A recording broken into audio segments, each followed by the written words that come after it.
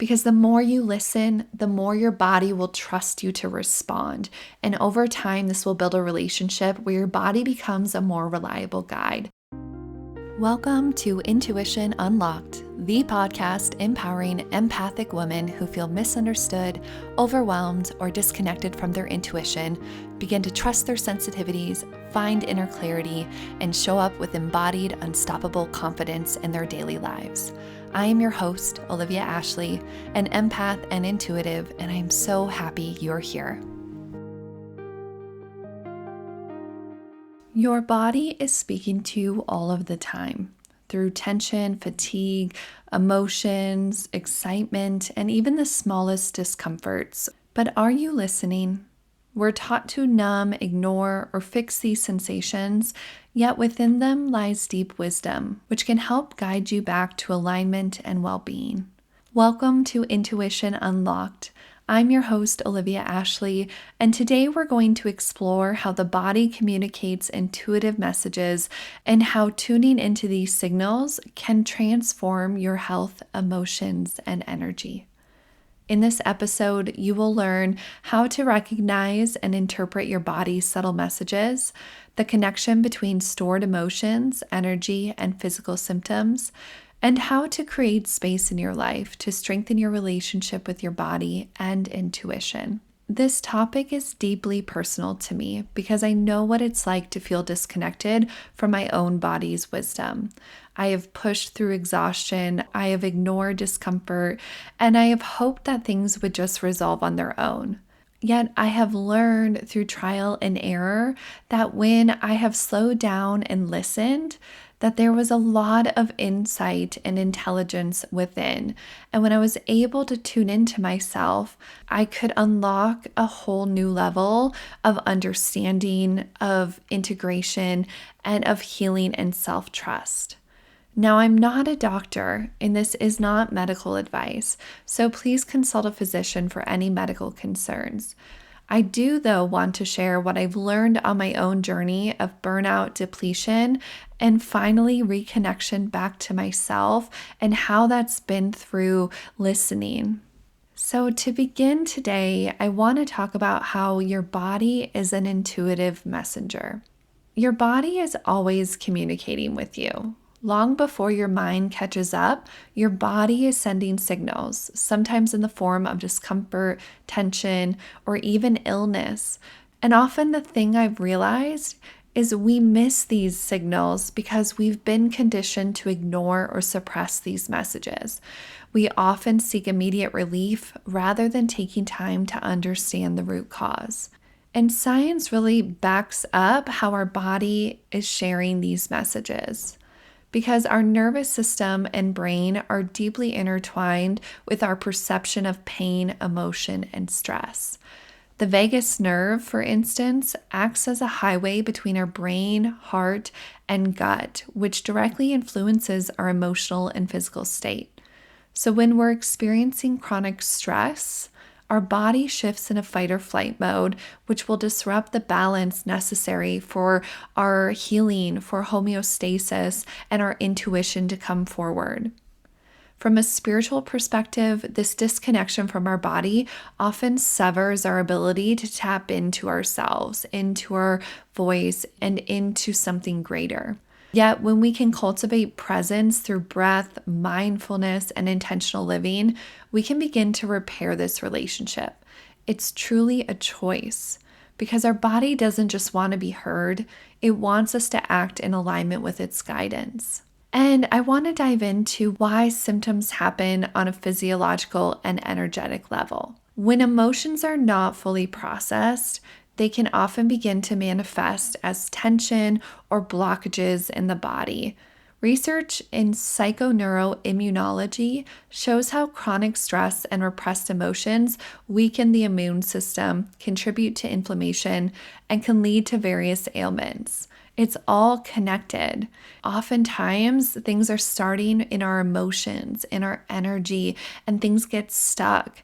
We repress memories, we repress feelings, we numb ourselves, we quickly search for anything to give us relief. And yet, when we do that, we lock those things in our body.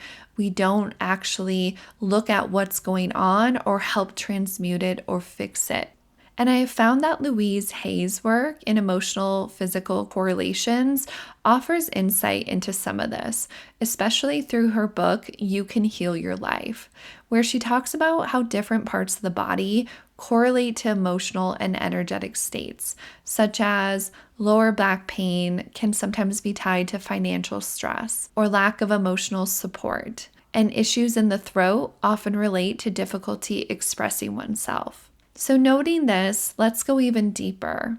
If we think of our energy field, often referred as the biofield in scientific terms, this is where imbalances first arise before they materialize as physical symptoms. And when we suppress emotions or live in a state of misalignment, this energy stagnates and it creates disharmony that eventually can turn into illness. On a spiritual level, our bodies hold a blueprint of experiences, of our traumas and unprocessed emotions. And we can do something about that. We can help our body process and move through this, which we can often find through somatic practices, energy work, conscious awareness, meditation, breath work. And all of these things really begin to firstly bring us back into peace, into a state of homeostasis, getting us out of that fight or flight. And then when we're there, we can begin to notice. We can become the observer and we can set intentions around what we're willing to look at, what we would like to understand better from our body, and have a communication practice that really allows us to get to the root of what's going on within. And all these steps will help us release that stuckness, release or change the patterns that are causing it, and restore harmony to ourselves. So bringing this awareness into daily life will really allow you to view symptoms as invitations for deeper healing rather than inconveniences to be silenced. It all starts with you. You are the captain of your ship.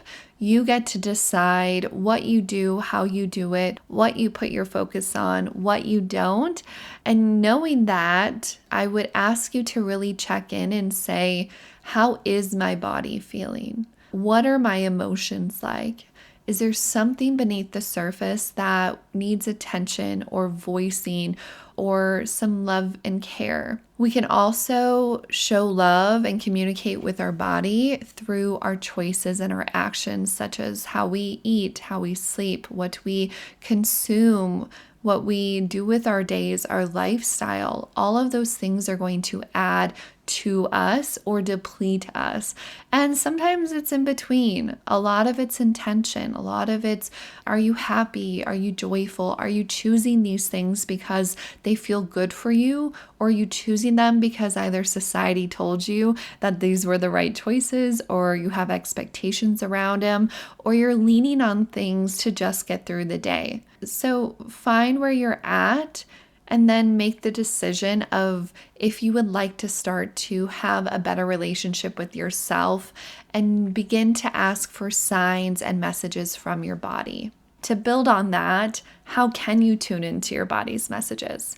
Well, I see the key to unlocking some of these insights is awareness. When we begin to tune in, we start noticing patterns, certain emotions surfacing alongside physical symptoms, intuitive nudges that accompany sensations in our body. And there's many practices like the ones I mentioned before, which will help to give the space to release stored emotions and bring clarity to whatever your body is telling you. We can also go beyond just recognizing the messages. I think that's such a good first step, cultivating that awareness, asking for insight, finding the way you best receive them, and then we can create space to act on them.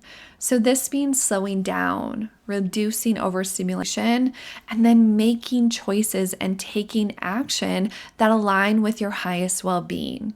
And so that might feel very intangible, but the truth is, you know in your heart what wellness feels like, what brings you joy, what excites you or fills you up, what lets you feel fulfilled in your days, because it's not always about chasing those highs or those higher vibrations. It's about bringing harmony into yourself and into your body in this moment and every moment, and noticing when things aren't right, because then we can do simple shifts and prioritize things like rest or food or a vacation, intuitive movement, and all of those choices are going to help you foster a deeper trust between you and your body. Because your body is a beautiful vessel. It is here to support you. And many of us want to chase that spiritual connection and be up in the ether because it feels good. We like that expansion. We like how that feels. And yet, that's one part of the coin. The other part is, how do you bring that into your body? How do you find devotion in your life where you put yourself first in this human body as a soul in a human experience? It is very much real to feel called to the spiritual. But then how do you integrate it? And how do you integrate all these feelings and emotions and experiences and beliefs that have come and been placed in your human mind? Both are so important to take care of. So truly understanding these principles is just the beginning. This could be episodes on episodes, and yet I'm hoping that by starting to have this conversation and reminding you of what you're capable of what your body is capable of, and what you can do with your intuition, then you can begin to find a plan that works for you. You can start to release those beliefs that, I should not feel discomfort, or this is what I'm experiencing, so this is it. There's nothing more I can do, or I need to go numb or quickly chase that high. It's about finding balance, because if you're here, you're wanting to find balance and wholeness and empowerment and confidence. And that starts within, that starts with your intuition, and then moves into your energy and into your body, and all of those pieces knit together. And then when you feel like you've found that foundation, and that can take years, if not a lifetime of work, it's a daily action and choice. But we can show up into our lives in a way that feels strong. We find strength. We choose things that make us feel better versus relying on things that just feel easy. So how do you put this into practice? First, I suggest starting small. Come back to noticing what your body feels like in different situations. What's going on when you're stressed? For me, I usually get a headache, my thoughts are racing, I feel very ungrounded. And what is that for you? And also notice, what does it feel like when you're joyful or happy? Where do you feel that elevation? What goes on in your body physiologically that's showing you, whoa, I'm experiencing this emotion? And then also notice your gut, your intuition. What happens when you're ignoring your intuition or that felt sense of a nudge or a feeling towards something? How do you feel? Usually I feel contracted or small. I feel worried or anxious, and I feel like I can't quite grasp clarity. And on the flip side, how does it feel when you're listening to your intuition? When you have a space where you can drop in and just hear with neutrality? And what happens when you take action on that? Is there levity? Is there expansion? Do you feel more sure of yourselves? Keep a journal of these things if needed. I think having a journal is a place where you can begin to track and feel and really download what's going on, and then find ways to take action on them. You can also engage in certain practices that foster a stronger mind-body connection, which is going to help increase your ability to hear what your body is saying. These can be things like grounding techniques to regulate your nervous system. I love standing barefoot outside, or going out and feeling the sun on my face, or sitting down and putting my hands on my thighs and dropping into my body, especially after a long day.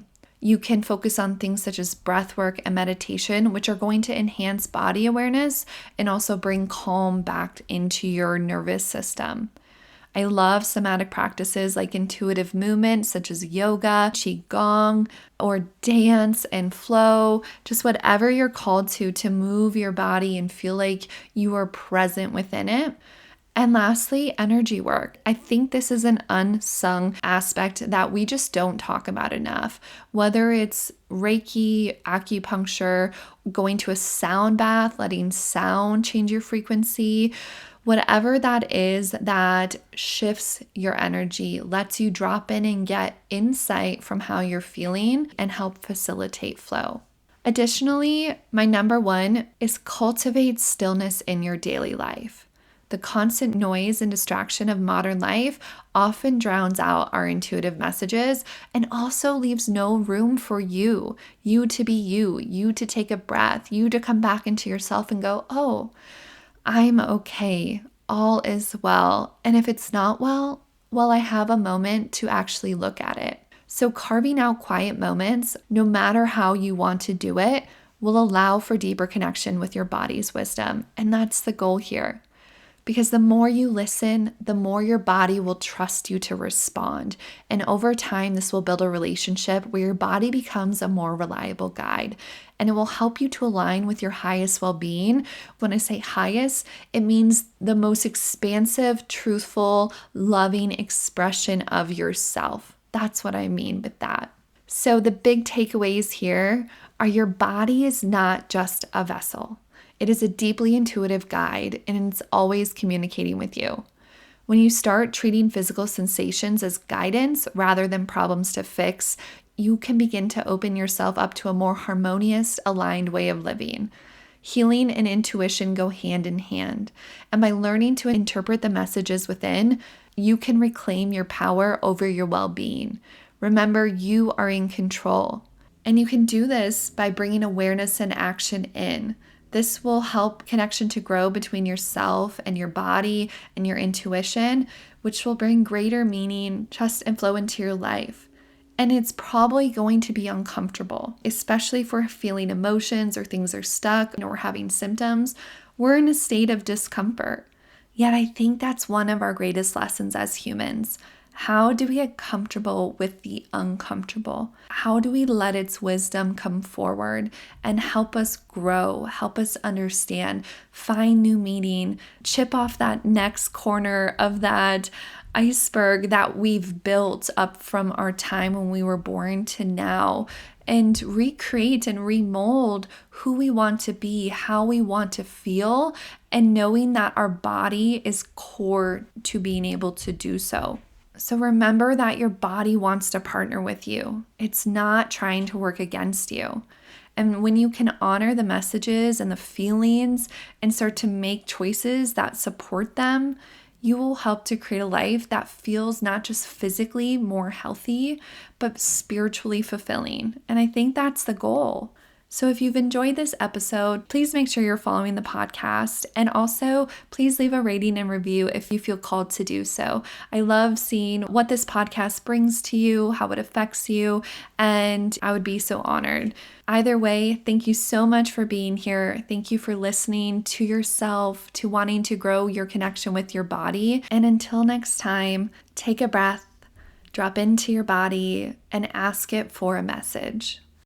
Thank you for joining me on Intuition Unlocked. If you enjoyed this episode, be sure to subscribe so you never miss a moment of insight, guidance, or intuitive inspiration. To dive deeper into our community and get access to exclusive content, head to my website at www.olivia-ashley.com and subscribe to my newsletter.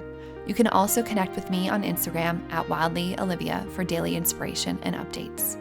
Remember, your intuition is your superpower. Trust it, nurture it, and let it guide you. Until next time, I'm Olivia Ashley, and I can't wait to connect with you again.